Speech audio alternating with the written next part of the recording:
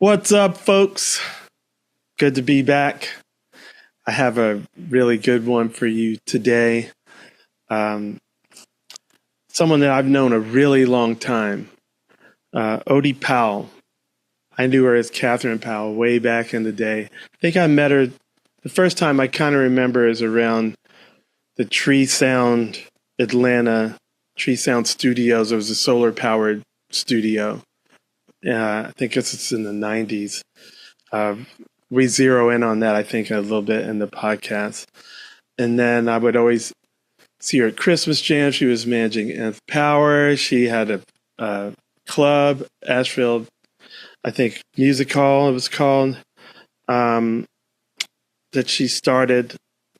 And she got this idea of, I think, around the time she was managing Nth Power, she got this idea. She could see how many people in the music business that weren't, in a bigger band or really famous or whatever, were struggling with legal representation or lack thereof, and how much it was really hurting them, just like kind of going it alone, not really knowing that side of the business, just going it alone as artists. And she teamed with this guy, Elman, who was also a drummer, has been working with artists, writers, musicians, and filmmakers in private practice for well over a decade. He's kind of the mental health counseling part of this equation. The artistic community hasn't gotten the support it needs, and many artists leave the industry or spend years struggling with serious financial and mental health issues. Kav Counseling and Ikka Law work together to help our clients build sustainable careers where possible by helping solve problems related to mental, relational, and financial functioning, which impede artistic work. I think that says it better than anything. And we get into a lot of stuff in this podcast, and I really, really applaud the work they're doing because, as the middle class has been destroyed, it's been destroyed in music. And if you don't have like a really big gig, like I've had with the Allman Brothers or have with Dead and Company, it's like you're out there really hustling and probably struggling and living a lot closer to the wire than, and it's hard. And just the road is hard by itself, and the business itself is hard. So I think that's a really great thing that they're doing, and a really cool podcast. I hope you enjoy it. Peace. Go up. Don't forget about Patreon, patreon.com/Comes a Time Pod. Got extra goodies over there. Thanks to Eric, our resident wizard and producer. Thank you so much, Eric Limarenko. And come see us on YouTube. We love you. Like, share, subscribe.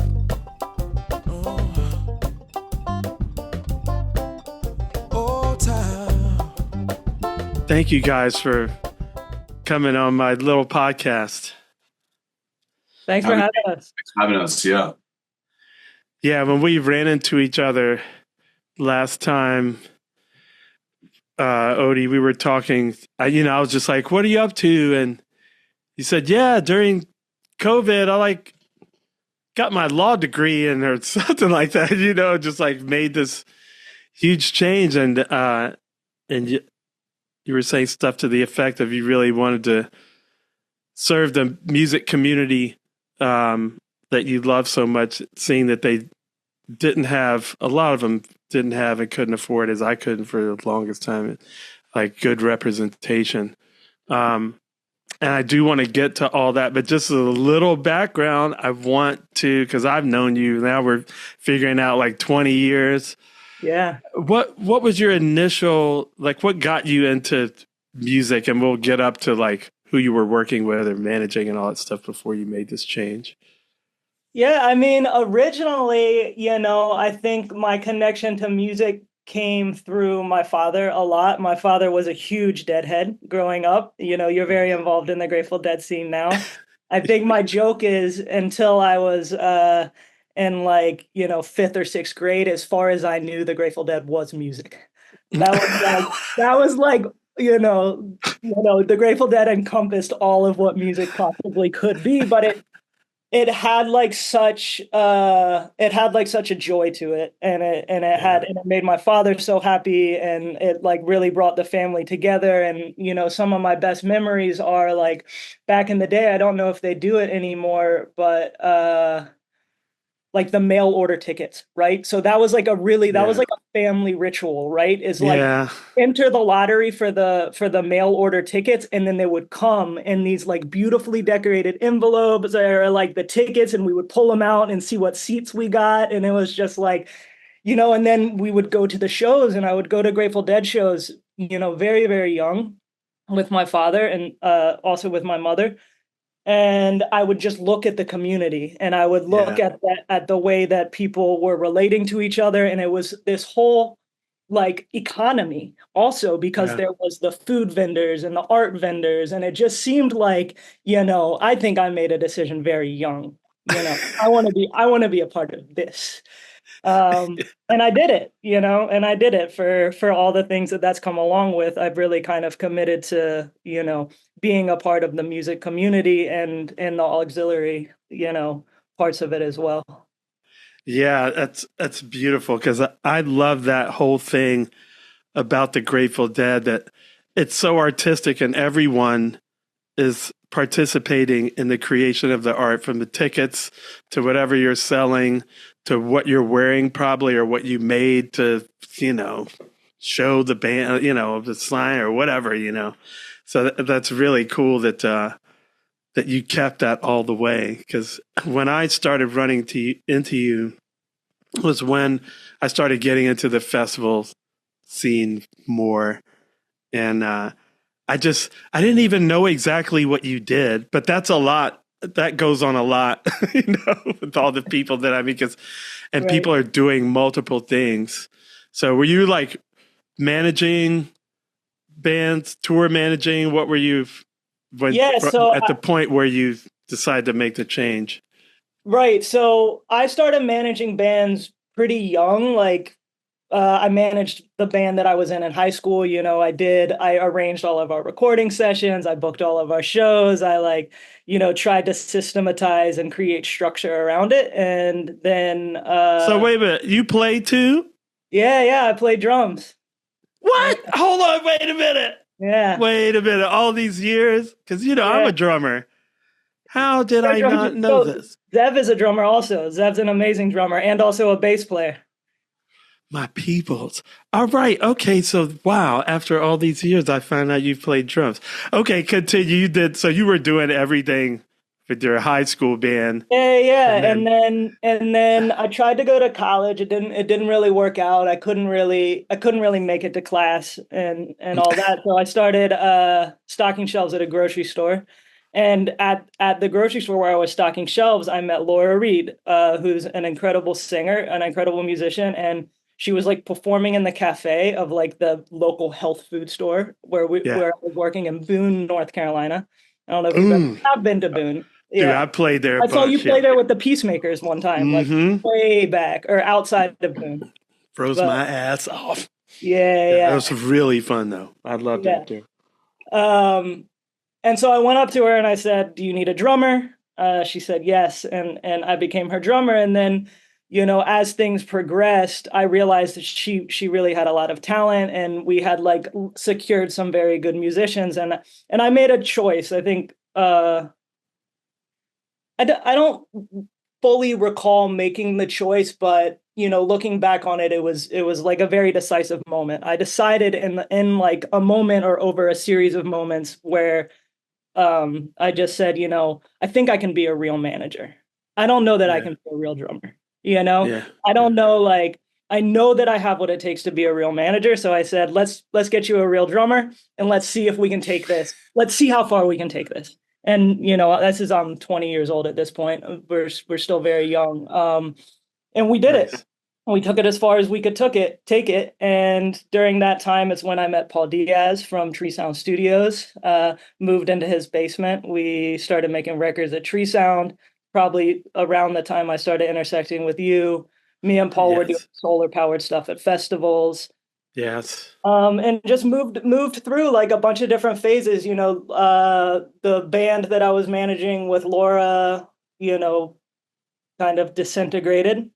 I dove in very heavy to solar power with Paul. We were doing, the solar power for Bonnaroo, the solar power for Jam Cruise, 420 Fest, a bunch of stuff like that. And then I decided to move back to Asheville after having lived in Atlanta for a couple of years with the Laura Reed and, the endeavors that I was doing with Paul, and started talent buying.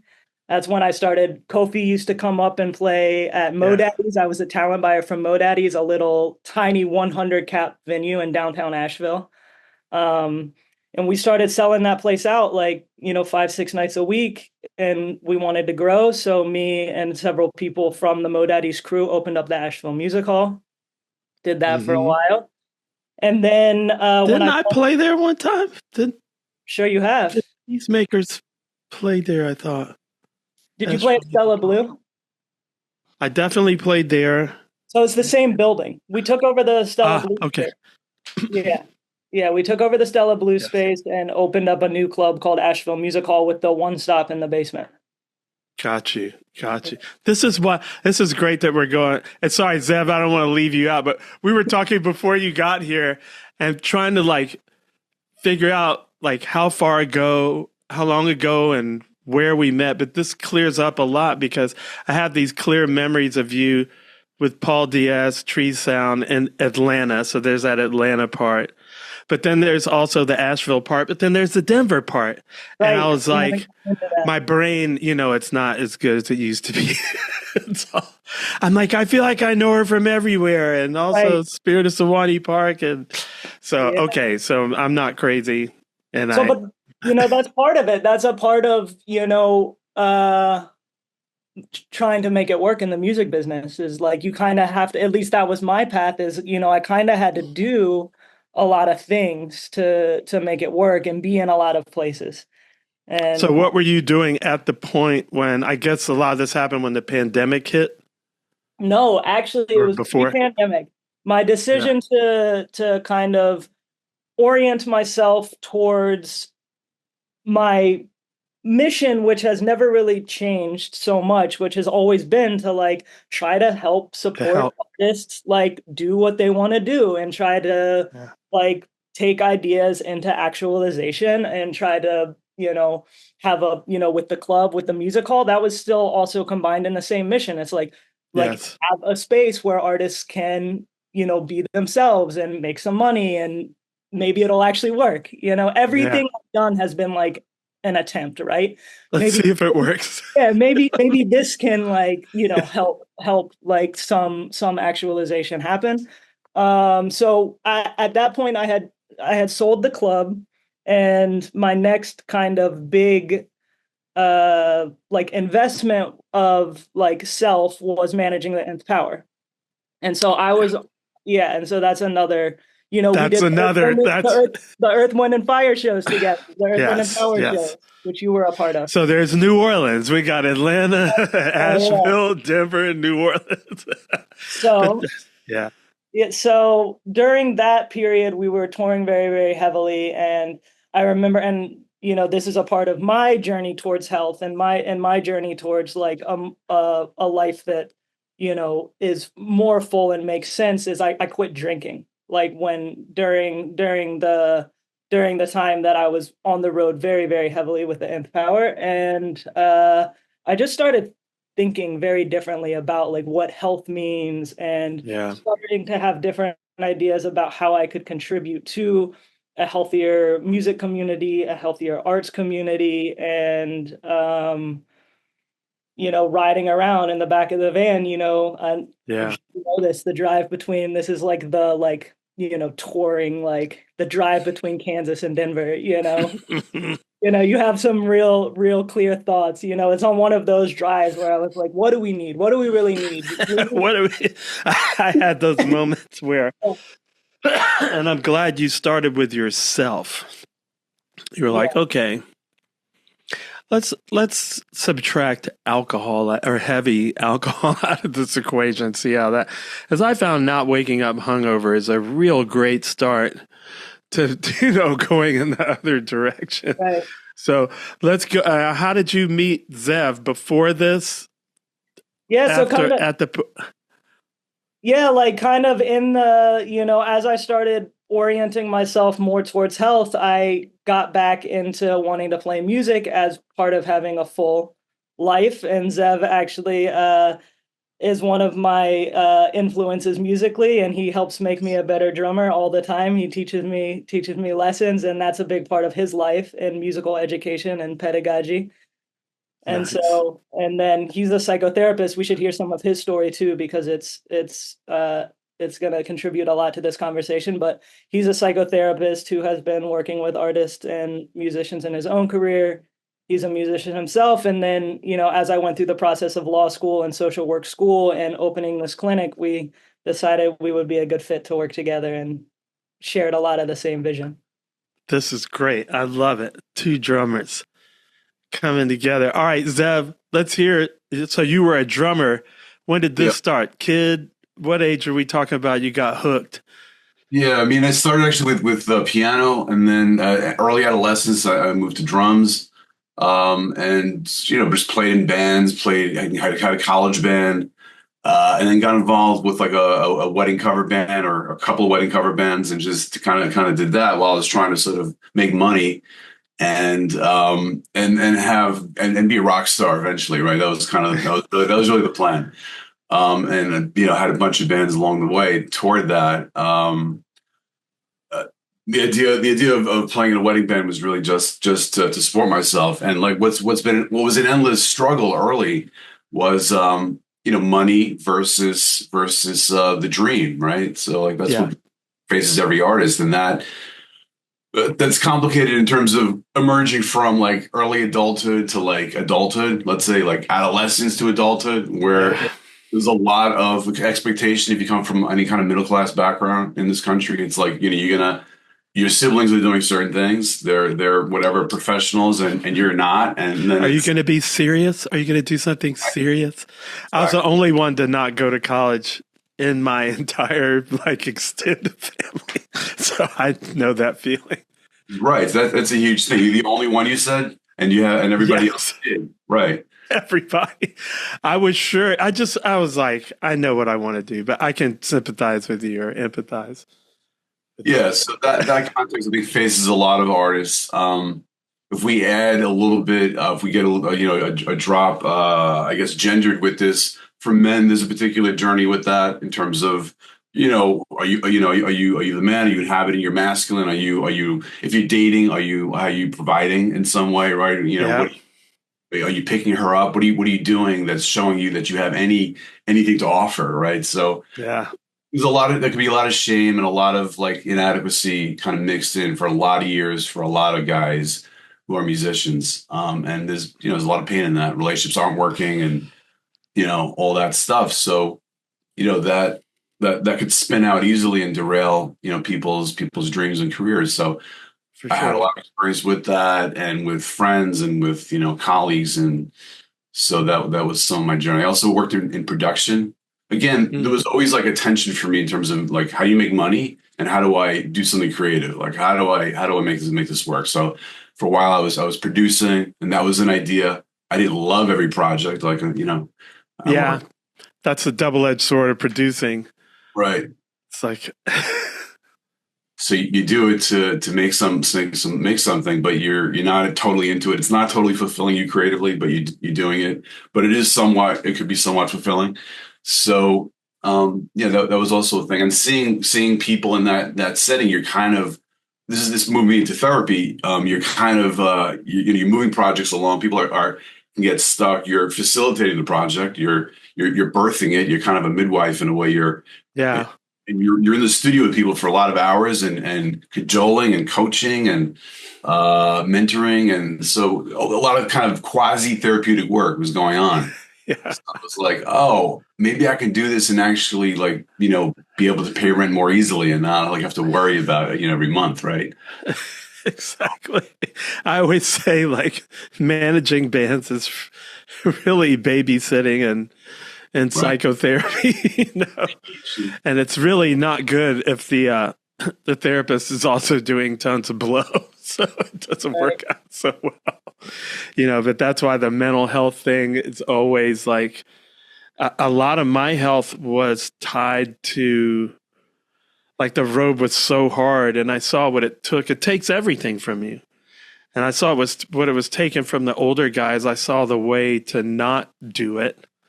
And it was like, I started with alcohol also, but then that kind of led into a fitness kind of regimen on the road, which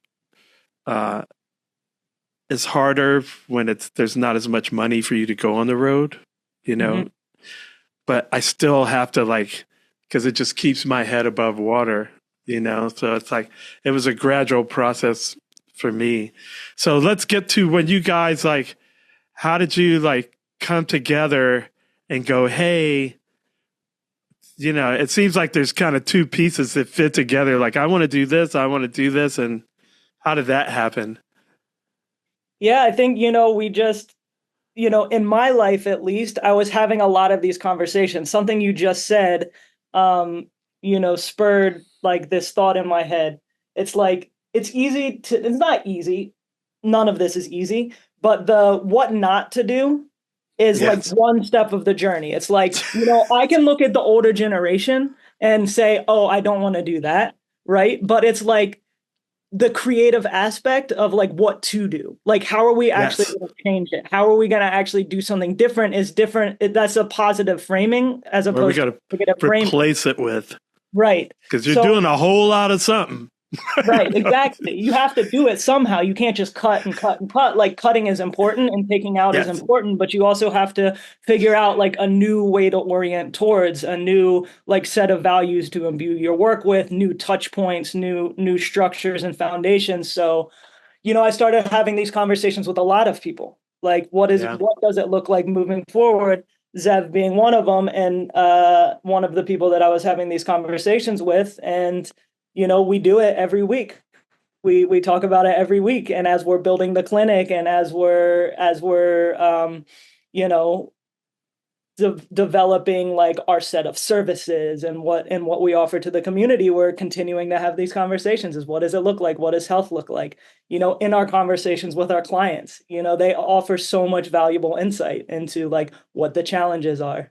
And the challenge is different. I mean, that's the thing that, there isn't, like, one artist that it has one issue, then that replaces itself over, like, 1,000 people. It's like everybody has a unique package of finding the balance between mental health, actualization of their art and their craft, and their relationships, and then the money making piece. So, like, that, that's always a different balance for everybody.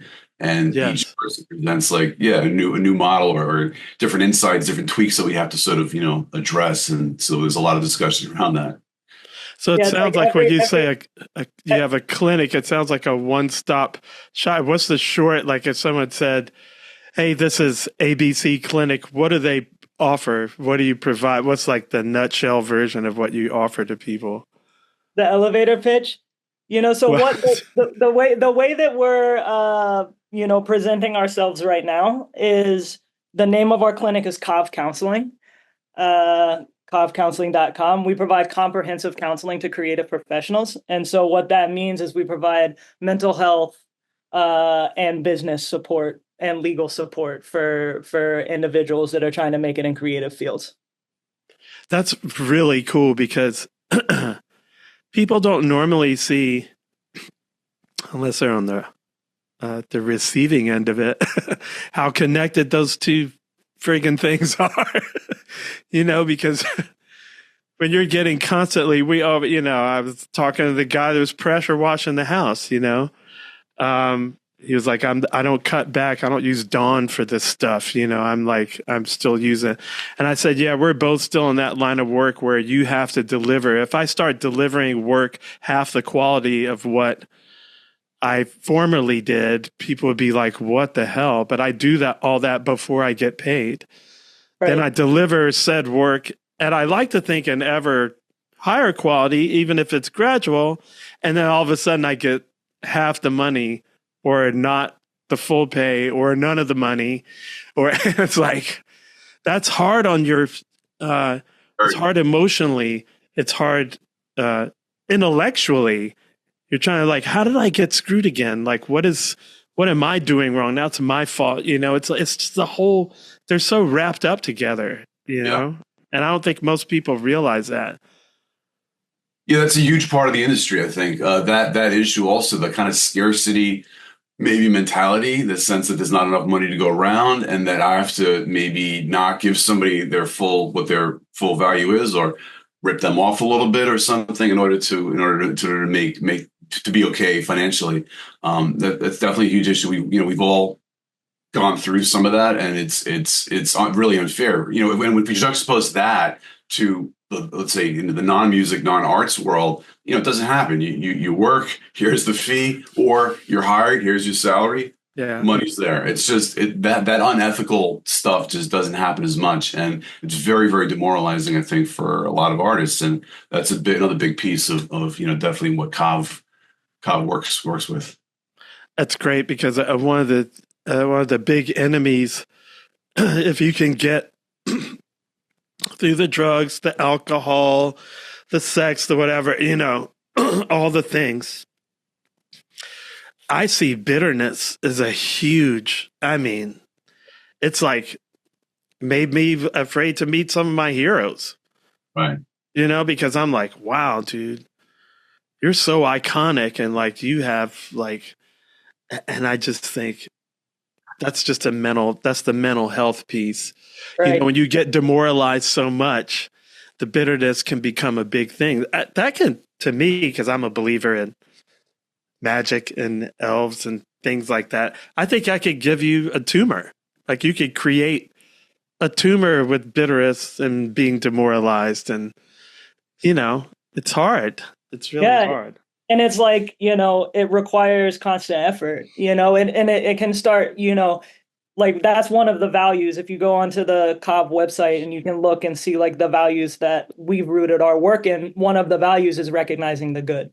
It's like, not always looking, not always doing this negative framing, not always picking apart what's wrong, but really seeing what's right, and not seeing what's right just for the sake of seeing what's right, just like as an exercise, like see what's right and go towards it and follow it, and like be attentive to like the signals that the universe is giving you, like this is working, like this is positive, this is good, and going towards Yes, because those things, you have to water those things, and get the bellows out and fan the flames on those things, because Lord knows the bad stuff it grows up by itself like weeds.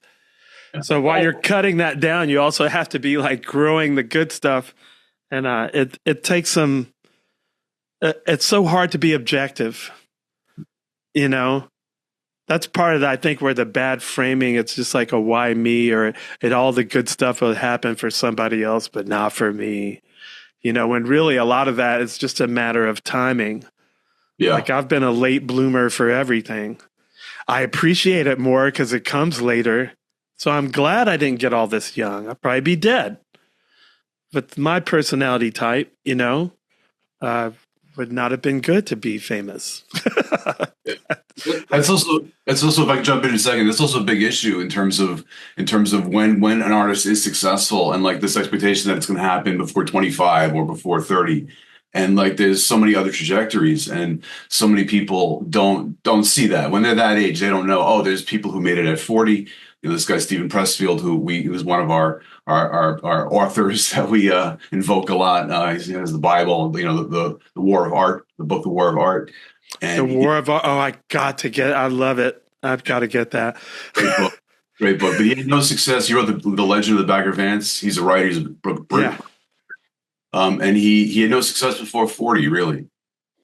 So like he was, just nothing. He talks about all the things that kind of got in his way personally, a lot of his personal battles and stuff that kind of were part of that. But even if somebody doesn't have necessarily epic personal battles, it could just be, as you said, Otelia, just a longer trajectory, right? Until the things come together. Everybody's timeline is different, and being patient with the timeline and not letting that derail you and stay on course is a key thing. It's when we make a Kav.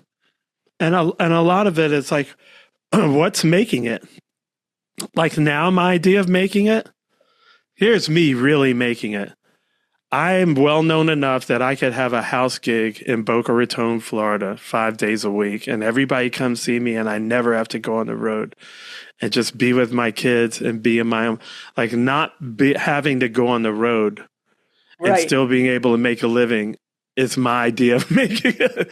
That was not my idea of making it when I was 20 or whatever. If somebody told you when you were 20 that you were going to have to stay in one place and play at one club, you would be like, no, that's not it.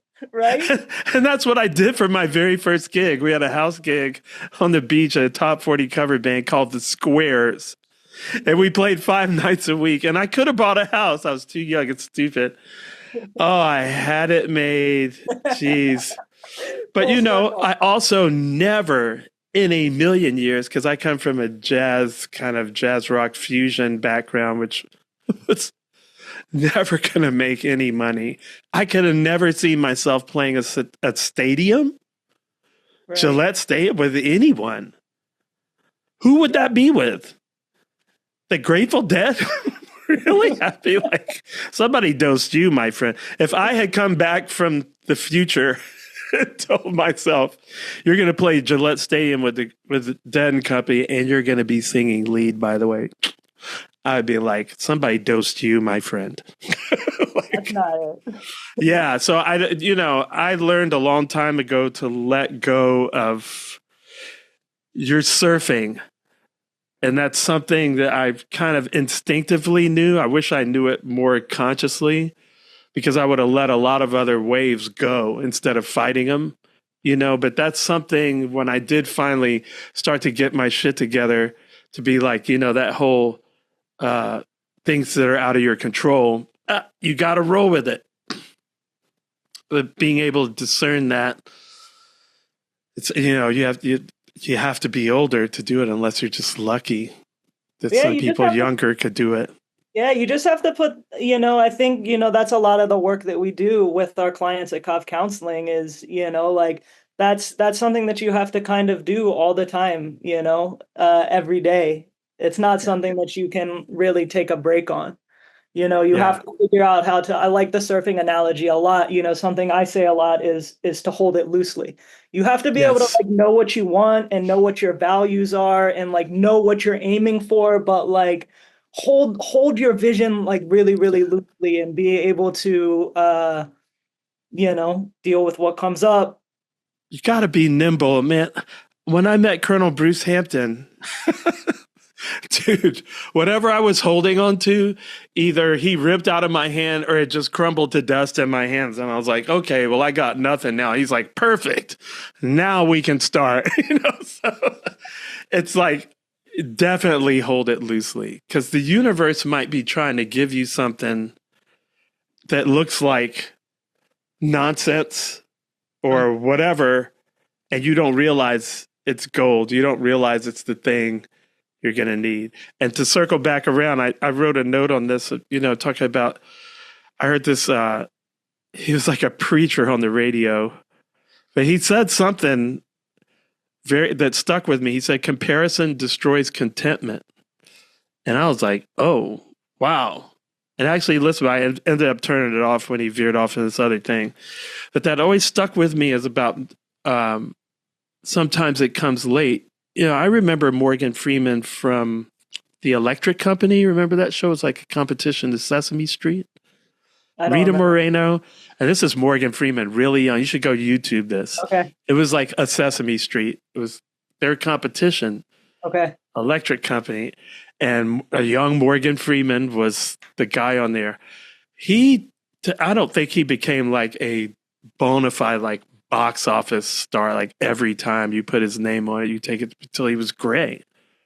Right. And but guess what? Now he's the voice of God. He's, what, you know what I mean? It doesn't, you don't get to decide that. And looking at everybody else, or they made it, it's all it's just going to do is mess up comparing them to you.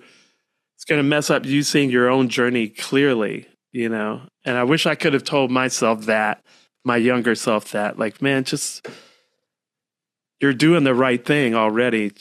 Try to do it more in a more healthy way and just It's going to be okay.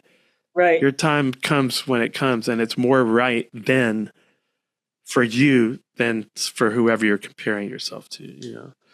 So how do you guys reach out? Is your outreach mainly just from you already knowing everybody?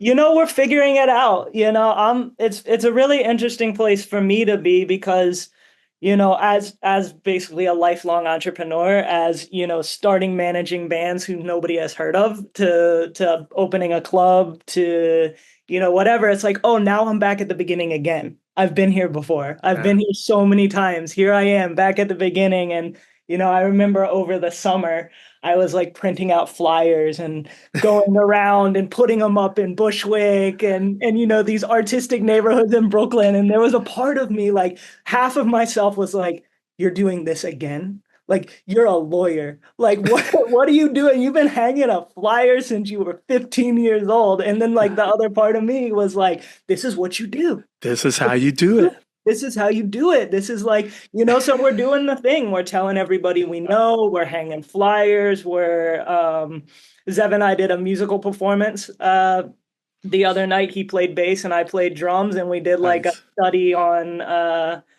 a study on like, it was like a musical riff that Zev wrote on bass. Sweet. And so we've like try to do that. We're doing networking, we're doing all the things. We're doing all the young business things. Well, so many people. I mean, just you've been ubiquitous in my life for a long time. And I think the last thing, I kind of know what you were doing with Paul Diaz. And then the last thing that I really knew like consciously was probably when you were working with Nth Power. But I've just seen you around. So you certainly have a way to reach everybody. Do you find that you're having more people come to you for legal help or more for mental health? Or is it like both and? It seems pretty balanced. We have probably like half and half of like the clients that we're working with now are mental health, and half of them are like business support. So that's really one of the things that we do is business counseling. It's not quite business consulting. It's ongoing work, or it can last like a certain amount of time, kind of like a medium frame, 6 to 12 weeks or something that really dives. It's like therapeutic work, but it's business focused. It's like goes into your relationships, your resistances, what's working, what's not working, your values, your goals. So half of our clients are that, and that's really what I do. And then Zev and also we have, a handful of therapists that work for us, see clients for, the straight ahead kind of mental health stuff. Well, go ahead, Zev. I was just saying, my background is in psychotherapy, but I also, before working with Odie, I also leaned more into business too, in terms of helping people who are entrepreneurs or have their own companies, like kind of do team management, just sort of understand the dynamics of what's going on in their workplaces with the people that they're working with, get the best people, and like figure out how to put personalities together, partner sort of stuff, dynamics that come up between partners that are a mix of how do I get the most out of this deal, and how do they get the most out of the deal in a way that's fair, and also manage the underlying dynamics and kind of keep the ego, maybe at bay, in check somewhat, and sort of, work through those issues that could come up that could, again, derail, great partnerships. So that stuff parlays a lot also into music, and into not just music. I work with filmmakers also, and writers, and all kinds of creatives. Those things come up also. Their work life and their psychological and emotional lives are really, really, really intertwined, right? Their sense of actualization really is linked to what they do in a much deeper way. It's not just the job, and so every relationship they have has a lot more import to it, and a lot more valence and weight, and affects them. So getting those dynamics kind of smoothed and worked through and is a big thing. So it's this real sort of blend of therapeutic work and pragmatic, we say business, but sort of industry counseling, or that kind of work really go together. Yeah, I I mean, think I it's never had anything like that. And every band that I was in could have used that. Right. Like every single one could have used well, you said it's not counseling, but the business. What did you call it? What was the word you used? Industry counseling is what Yeah, another word you meant. What? but also the therapy part, because you yeah, have yeah, all the personnel. The Metallica one is famous.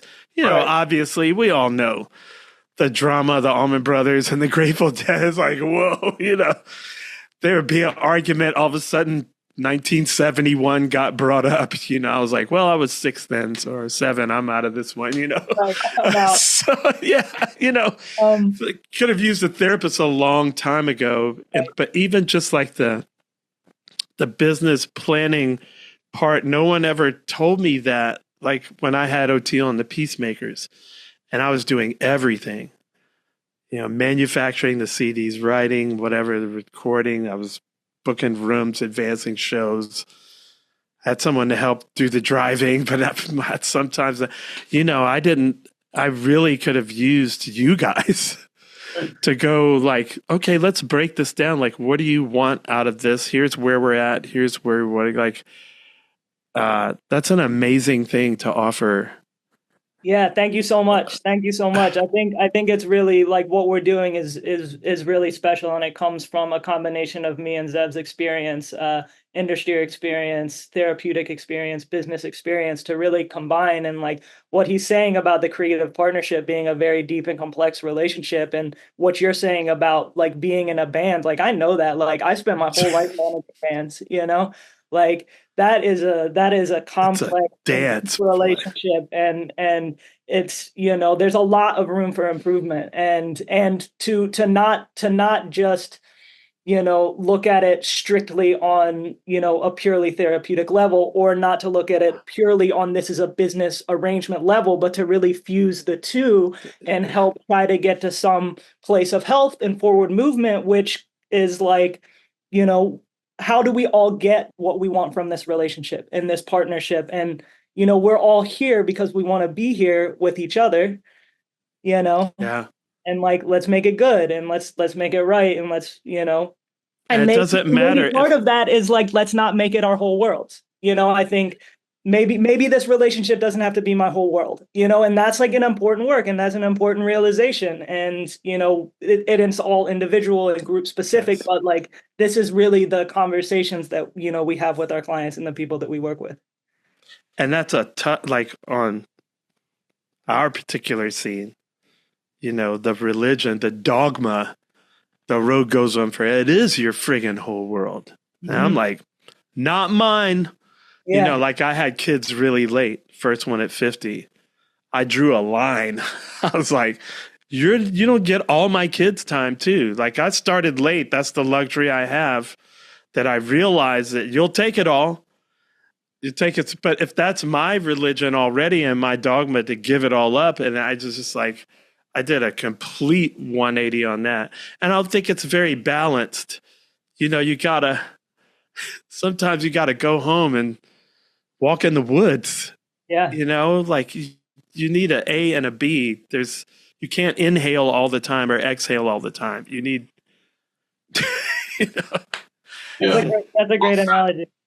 Well said. Yeah. Well, I want to ask you one.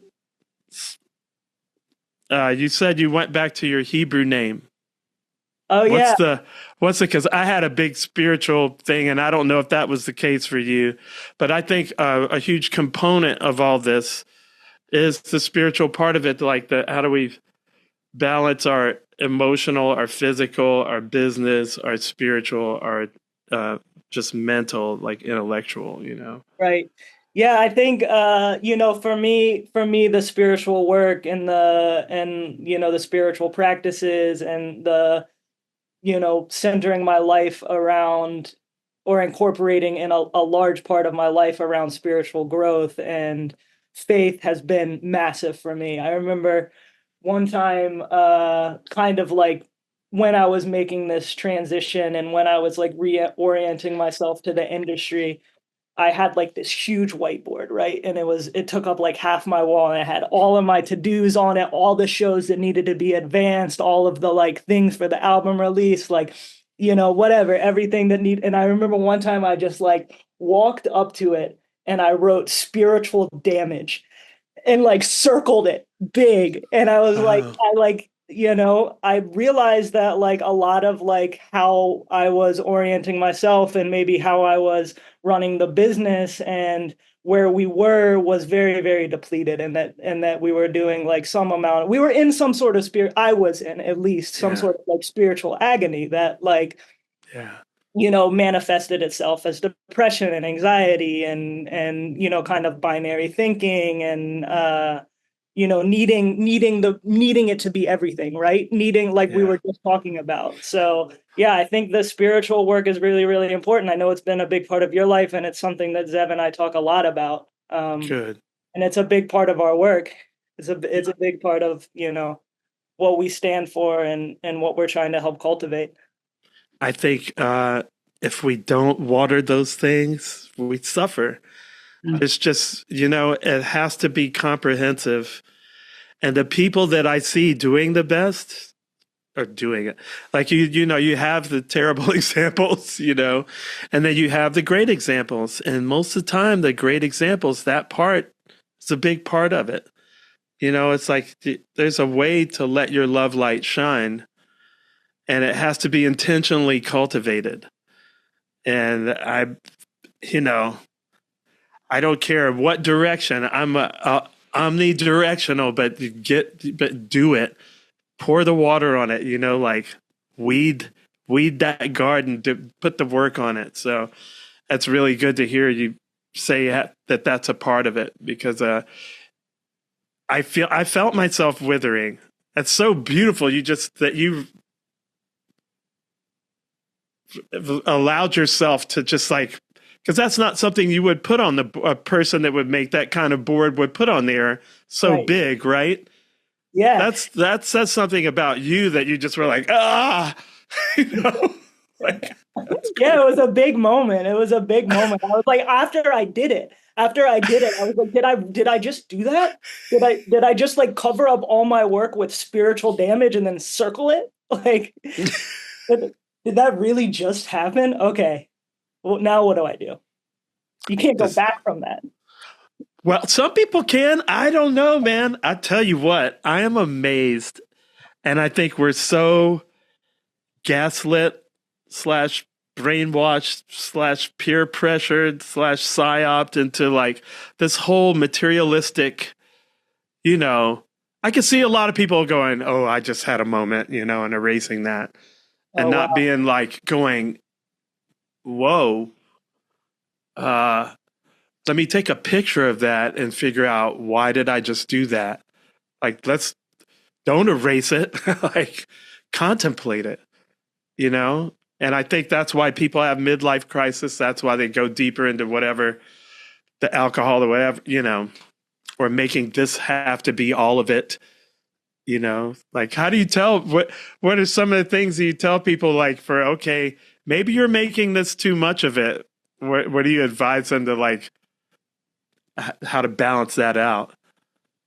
I mean, I'm sure it's specific to each person. It's not like, Yeah, I mean, something just to go back to what you said a second ago, just about like there's so much magic in the arts and in music and in any art that you're involved with. So it's like people are sort of intentional about or aware of the magic there, but they're not as aware in terms of what you're saying, in terms of like the life that they're living, everything that's around that, right? Just the background of what they're always involved with, aside from their art. They're not as engaged with the magic in that, the spirit in that, and that spirit infuses everything. And so, yeah, to get them out of materialist thinking, in their regular lives, and bring the magic from the art into the rest of their lives is something that connect those dots. Like, this is actually magic everywhere. Let's notice the magic everywhere and make it real. Actualize it. I think that's what's great about so many spiritual traditions, is that they do point out the wondrous. Yeah. It's like, to me, I need to get back and get out in nature, because so much of my life was in nightclubs, just the vampire lifestyle, Yeah. and even with festivals, I'm so busy and running here and doing this, like it's a very, it's work, It's not like when I went out in the woods with my kids yesterday and we were just wandering and then found a big turtle, like that helps balance it. But so much of the life is not, it can be another hotel room. If you're lucky, another bus, another van, another sound check, another, like, it's not, it's hard to stay connected to the wonder, outside of this, those moments that you're on stage. But I found there's a guy, I don't know if you ever heard of him. His name is Abraham Joshua Heschel. Sure. There's a school named after him in New York, and he wrote a book called God in Search of Man that just absolutely I've talked about it on my podcast 100 times. So sorry for my fans. I've already heard it a million times, but I want to hear it. It's great. He was the professor of ethics and mysticism at the Jewish Theological Seminary in New York. And I was like, what a cool thing to be the professor of ethics and mysticism. And that's his whole thing, is that our society is not wanting for knowledge. We lack a sense of wonder, and that's what's going to take us down. And we need to recover that sense of wonder and of awe and being small and, like what we would consider God's glory. Like, oh my God, look at the universe. Holy crap. Like, or go micro, get an electron microscope and go, holy crap, like whichever way you go, it's like right there if you cultivate the eyes to see and the ears to hear it. So it sounds like that's what you guys are intentionally trying to do. Yeah, he's a huge inspiration, by the way. It's funny you say that, Really? Yeah, sure. I have this book right here on my shelf, God in Search of Man. All right. And he's not alone. Other of his books, yes. He has a few of the same. Great writer, great. He really puts it across the way you're saying it, just about the magic, and always circling back to that point of the wonder. And the expectation is not the expectation, but that our default could be away from that, and that we have to sort of, get back to that. Remember how miraculous, everything that's going on is. Just to that point, jump a little further. What we do a little more at Kav also is we're kind of explicit about synchronicity, which is an unfolding fact of everybody's life, right? And we can either ignore it and say coincidences are just coincidences, or we could say there's meaningful coincidence that involves your particular unfolding as an artist, as a person, that is your movement forward. That's very important. That is not random, and that there's some guided fate aspect to it. And so leaning into, without we're deeply rooted in the science, we're deeply rooted in the best practices of current psychotherapy. But Jung was a huge figure adjacent to Heschel. They lived at the same time, and also another person advocating, making the points you're making, Odelia, about that, about more specifically about the synchronicity, and that it's meaningful for a person's psyche and psychological unfolding, and the complexes that are coming up are also not random. Or that's a general idea in therapeutic culture that comes from him. Most therapists would say this issue that's coming up in your relationship. There's patterning here. Oh, it came up in a previous relationship and the one before that. That's not random. You're the common denominator. Let's figure that out. So that's how the prophets could predict things. See the pattern. Right. And and I think we get hung up on semantics a lot, which is really frustrating for me, but it's also a great, this is my task. So the religious person would call that signs, because they would think, oh, it's signs from God or the angels or whatever, and we call them synchronicities. I'm like, call it what you want. I call it, they're breadcrumbs. I don't have a problem because I was not raised religious and I found my own idea of God. So I don't have a problem with God. Right. So I just call it the breadcrumbs, that God leaves me the breadcrumbs to let me know, hey, yeah, you are feeling your way through this in the dark to a certain extent, to a large extent. We don't have a crystal ball. And not just the synchronicities that, like, I think this might be, a part of the point Zeb was making, but not just the breadcrumbs that show you which way to go, but like, the really, really hard parts in your life, the really, really strong resistances that show up again and again and again, and the challenges that keep making themselves known to you. Those are all synchronicities too, and those are all Yes. posts and Those are the boulders. yeah. All of a sudden you slammed into one. Right. We talk about that Again. a lot at Kav. Yeah, we talk about that a lot at Kav, what that means and what to do with it, and what are, each person's individual, task is in this life for them, to get to the next thing, to be fully themselves. I mean, that's really what we want to do at Kav Counseling, is to, help somebody, help groups of people, help, whoever comes through our door, get on a path to becoming truly themselves, if that has been a struggle for them. Yeah. I think it's been a struggle. How many people have ever been encouraged to be their true selves? Like, I got lucky with my parents, but it's not just the parents, it's school from very early on, fit into this. And, there's so much kayfabe, so many things that we're just supposed to go along with, where we're supposed to ignore that. Okay, the emperor's buck naked, but we're not going to say nothing. Like, it's just it's exhausting. I want to call it the United States of gaslighting, but I can't blame it all just on the United States, because if we do it as a people, that's why I think Bibles are always relevant, because it shows that human nature, we're still grappling with those same things. Fine, we've evolved a lot, but we didn't get off page 1 of Genesis when God goes, Adam, why are you hiding from me? He's like, because I was naked and ashamed. And he goes, who told you to be ashamed? It wasn't me. So how much do we really evolve? Yeah.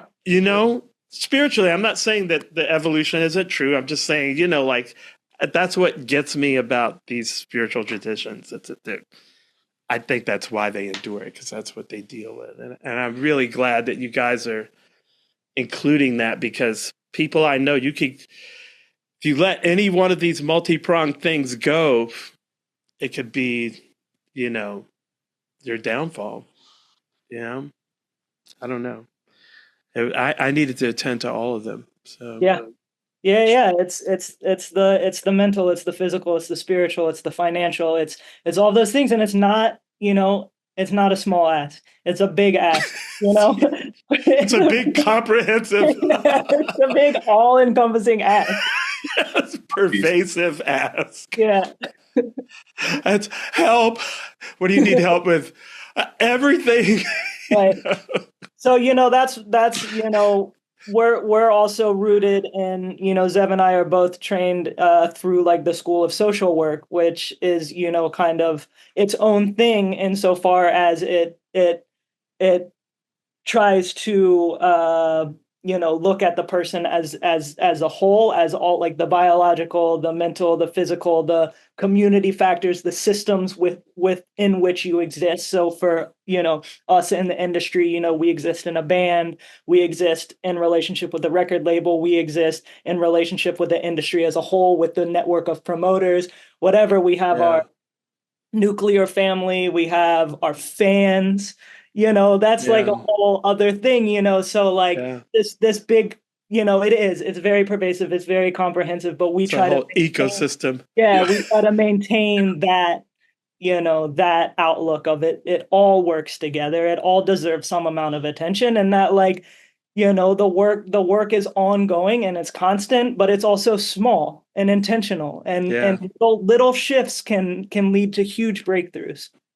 Yeah, but also, and on Odie's point, there's also, we're sort of always taking the temperature of like the spiritual quality of all those parts of the ecosystem. you know, the what's going on with that might be sort of toxic in the promotion, let's say the promoter that you're dealing with, or some part of the industry that you're keyed into, or your band, or whatever. Like those toxicities kind of all affect us. Anything that's not sort of that's not right, you know, in whatever part of our work life or our creative life or our personal life, it takes a toll. So in that way, like, yeah, we're always keeping our eye there.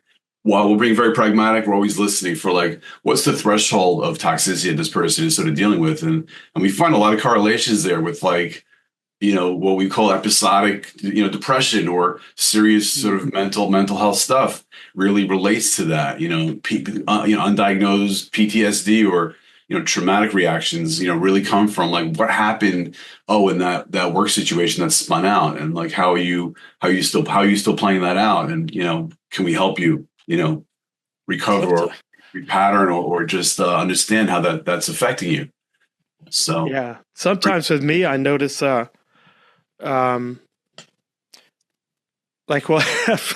we have a code for a really bad monitor guy because we don't get to travel with our own yet, and we call him Scott, you know, because of that. It's a long story, but whoever's the bad monitor guy becomes Scott.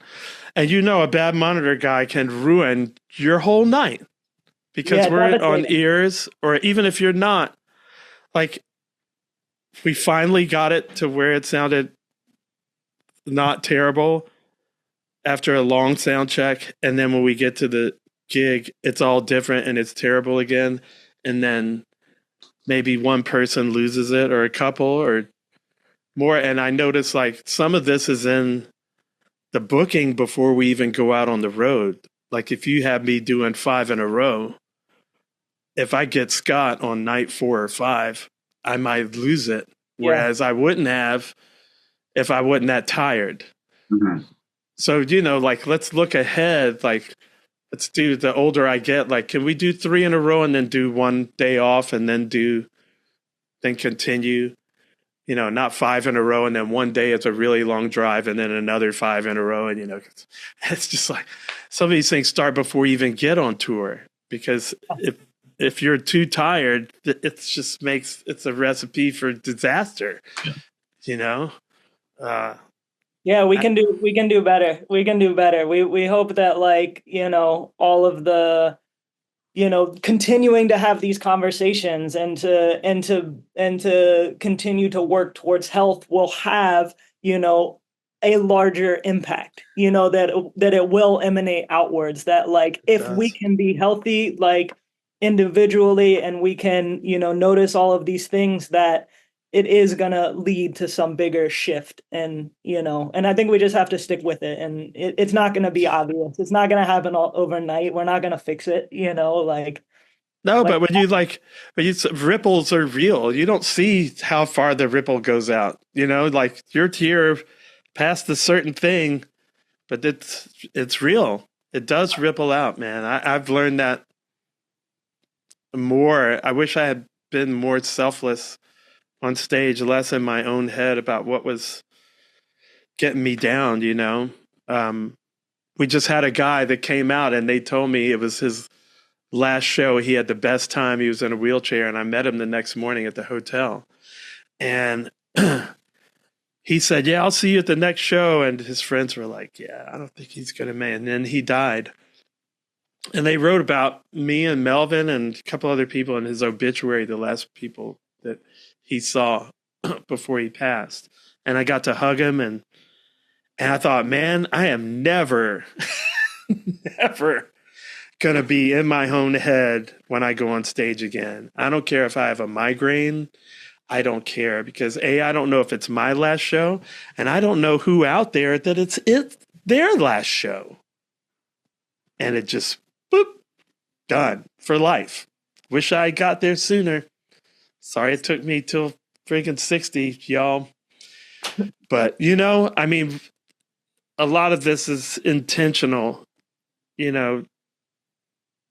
Like you say, we got to do a lot of little things, and they ripple, and eventually we get better and better, and it's gradual and but you have to be intentional. It's just such a ongoing commitment. Yeah. And, sometimes those things, they feel like big shifts, like you're saying, but like I think you articulated it really well. It was, the result of a long journey of lots and lots and lots of small shifts that, presented itself as this moment, but that moment never Yes. would happen, without all of the little, and we see this with like the mental health stuff too, with getting through a depression or having a breakthrough with anxiety. It seems like maybe it happens in a moment, but it really was. And same thing with like the financial success and the business success. Yes. So you don't just make it overnight. Yes.